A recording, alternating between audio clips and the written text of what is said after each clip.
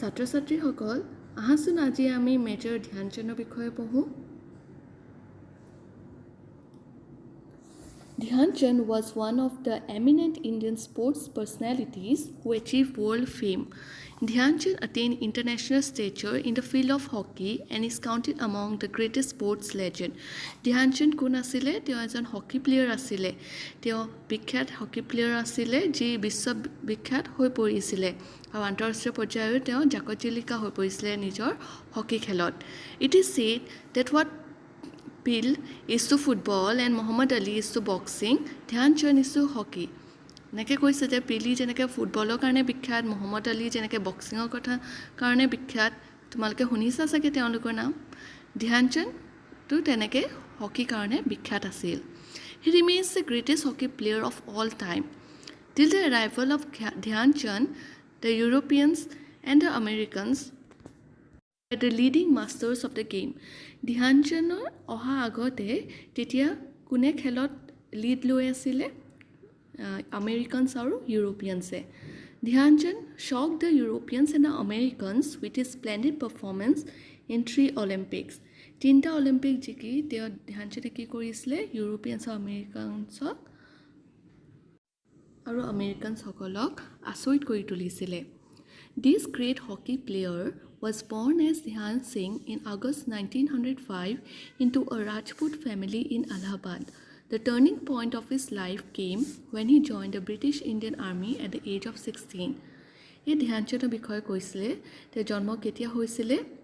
আগষ্ট 1905 আৰু এলাহাবাদত হৈছিলে। তেওঁ জীৱনৰ টাৰ্নিং পইণ্ট কেতিয়া আহিলে? যেতিয়া তেওঁ 16 বছৰ বয়সত তেওঁ ব্ৰিটিছ ইণ্ডিয়ান আৰ্মিত তেওঁ জইন কৰিবলৈ সুযোগ পাইছিলে। The army gave him much needed opportunity and facilities to practice hockey. He preferred to do his practice sessions at night after his duty hours. আৰু তেওঁ কি কৰিছিলে? যেহেতু তেওঁ ব্ৰিটিছ ইণ্ডিয়ান আৰ্মিত তেওঁ জইন কৰিছিলে আৰু তেওঁক সকলো সুবিধা প্ৰদান কৰিছিলে প্ৰেক্টিছ কৰিবলৈ, হকী প্ৰেক্টিছ কৰিবলৈ। আৰু তেওঁ কেতিয়া প্ৰেক্টিছ কৰিছিলে?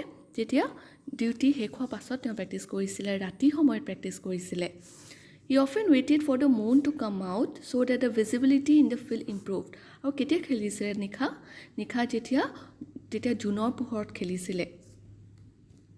His practice sessions coincided with the rising of the moon and so Dhyan Singh came to be called as Dhyanchand by his fellow players.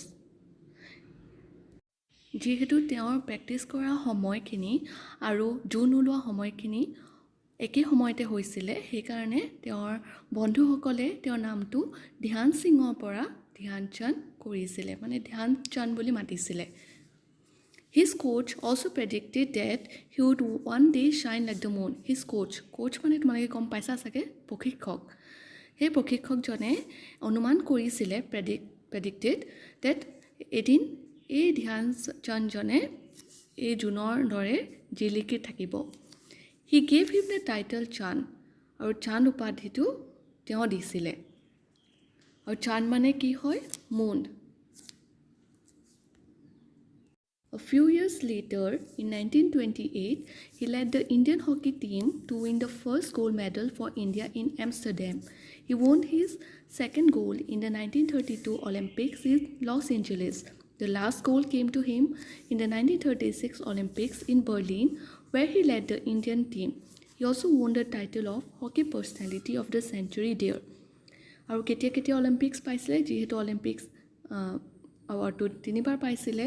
সেইটো আছিলে প্ৰথম 1928ত, সেইটো পাইছিলে এমষ্টাৰডামত। ছেকেণ্ড গ'ল্ড মেডেল কেতিয়া পাইছিলে? 1932 চনত লছ এঞ্জেলেছত। আৰু তৃতীয় গ'ল্ড মেডেল কেতিয়া পাইছিলে? 1936 বাৰ্লিনত। আৰু তেওঁ কি উপাধি পাইছিলে?